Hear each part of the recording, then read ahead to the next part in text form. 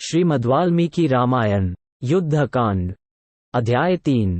हनुमान जी का लंका का वर्णन करके भगवान श्री राम से सेना को कूच करने की आज्ञा देने के लिए प्रार्थना करना। सुग्रीव के ये युक्तियुक्त और उत्तम अभिप्राय से पूर्ण वचन सुनकर श्री रामचंद्र जी ने उन्हें स्वीकार किया और फिर हनुमान जी से कहा, मैं तपस्या से पुल बांधकर और समुद्र को सुखाकर सब प्रकार से महासागर को लांघ जाने में समर्थ हूँ। वानरवीर, तुम मुझे ये तो बताओ कि उस दुर्गम लंकापुरी के कितने दुर्ग हैं। मैं देखे हुए के समान उसका सारा विवरण स्पष्ट रूप से जानना चाहता हूँ। तुमने रावण की सेना का परिमाण, पुरी के दरवाजों को दुर्गम बनाने के साधन, लंका की रक्षा के उपाय तथा राक्षसों के भवन, इन सब को सुखपूर्वक यथावत रूप से वहां देखा है।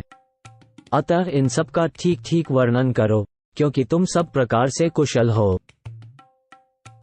श्री रघुनाथ जी का यह वचन सुनकर वाणी के मर्म को समझने वाले विद्वानों में श्रेष्ठ पवन कुमार हनुमान ने श्री राम से फिर कहा, भगवन सुनिए, मैं सब बातें बता रहा हूँ। लंका के दुर्ग किस विधि से बने हैं, किस प्रकार लंकापुरी की रक्षा की व्यवस्था की गई है, किस तरह वह सेनाओं से सुरक्षित है, रावण के तेज से प्रभावित हो राक्षस उसके प्रति कैसा स्नेह रखते हैं, लंका की समृद्धि कितनी उत्तम है, समुद्र कितना भयंकर है, पैदल सैनिकों का विभाग करके कहाँ कितने सैनिक रखे गए हैं और वहाँ के वाहनों की कितनी संख्या है, इन सब बातों का मैं वर्णन करूँगा। ऐसा कहकर कपिश्रेष्ठ हनुमान ने वहां की बातों को ठीक ठीक बताना आरंभ किया।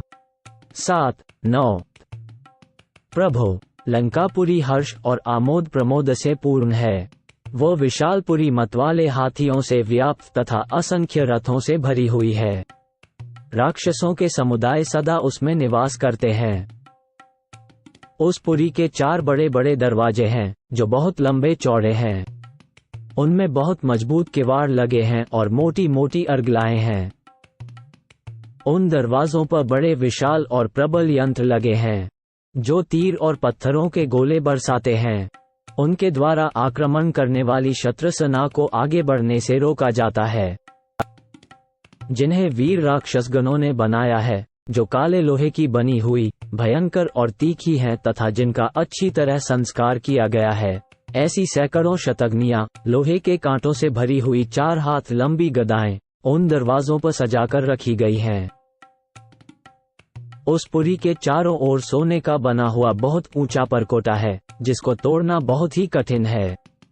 उसमें मणि, मूंगे, नीलम और मोतियों का काम किया गया है। परकोटों के चारों ओर महाभयंकर, शत्रुओं का महान अमंगल करने वाली, ठंडे जल से भरी हुई और अगाध गहराई से युक्त कई खाइयां बनी हुई हैं, जिनमें ग्राह और बड़े बड़े मत्स्य निवास करते हैं।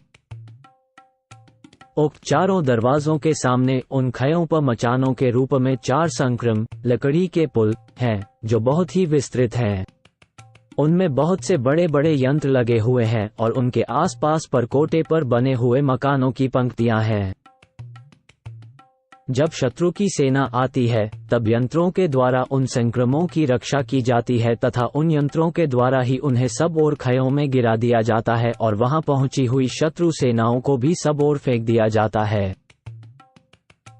उनमें से एक संक्रम तो बड़ा ही सुदृढ़ और अभेद्य है। वहां बहुत बड़ी सेना रहती है और वह सोने के अनेक खंभों तथा चबूतरों से सुशोभित है। रघुनाथ जी, रावण युद्ध के लिए उत्सुक होता हुआ स्वयं कभी क्षुब्ध नहीं होता, स्वस्थ एवं धीर बना रहता है। वो सेनाओं के बारंबार निरीक्षण के लिए सदा सावधान एवं उद्यत रहता है। लंका पर चढ़ाई करने के लिए कोई अवलंब नहीं है। वो पुरी देवताओं के लिए भी दुर्गम और बड़ी भयावनी है। उसके चारों ओर नदी, पर्वत, वन और कृत्रिम खाई, परकोटा आदि, ये 4 प्रकार के दुर्ग हैं। रघुनंदना, वो बहुत दूर तक फैले हुए समुद्र के दक्षिण किनारे पर बसी हुई है। वहां जाने के लिए नाव का भी मार्ग नहीं है, क्योंकि उसमें लक्ष्य का भी किसी प्रकार पता रहना संभव नहीं है। वो दुर्गमपुरी पर्वत के शिखर पर बसाई गई है और देवपुरी के समान सुंदर दिखाई देती है। हाथी, घोड़ों से भरी हुई वह लंका अत्यंत दुर्जय है। खाइयां, शतग्नियां और तरह तरह के यंत्र दुरात्मा रावण की उस लंका नगरी की शोभा बढ़ाते हैं। लंका के पूर्व द्वार पर 10,000 राक्षस रहते हैं, जो सबके सब हाथों में शूल धारण करते हैं। वे अत्यंत दुर्जय और युद्ध के मुहाने पर तलवारों से जूझने वाले हैं। लंका के दक्षिण द्वार पर चतुरंगिनी सेना के साथ 1 लाख राक्षस योद्धा डटे रहते हैं। वहां के सैनिक भी बड़े बहादुर हैं। पुरी के पश्चिम द्वार पर 10 लाख राक्षस निवास करते हैं। वे सब के सब ढाल और तलवार धारण करते हैं तथा संपूर्ण अस्त्रों के ज्ञान में निपुण हैं। उस पुरी के उत्तर द्वार पर 1 अर्बुद 10 करोड़ राक्षस रहते हैं, जिनमें से कुछ तो रथी हैं और कुछ घुड़सवार। वे सभी उत्तम कुल में उत्पन्न और अपनी वीरता के लिए प्रशंसित हैं। लंका के मध्य भाग की छावनी में सैकड़ों सहस्र दुर्जय राक्षस रहते हैं, जिनकी संख्या 1 करोड़ से अधिक है। किंतु मैंने उन सब संक्रमों को तोड़ डाला है, खाइयां पाट दी हैं, लंकापुरी को जला दिया है और उसके परकोटों को भी धराशायी कर दिया है।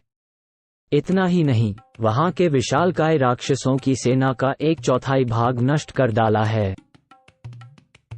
हम लोग किसी न किसी मार्ग या उपाय से एक बार समुद्र को पार कर लें, फिर तो लंका को वानरों के द्वारा नष्ट हुई ही समझिए।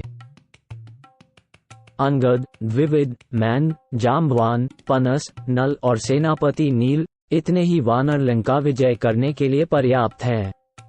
बाकी सेना लेकर आपको क्या करना है? रघुनंदना, ये अंगद आदि वीर आकाश में उछलते कूदते हुए रावण की महापुरी लंका में पहुंचकर उसे पर्वत, वन, खाई, दरवाजे, परकोटे और मकानों सहित नष्ट करके सीता जी को यहाँ ले आएंगे।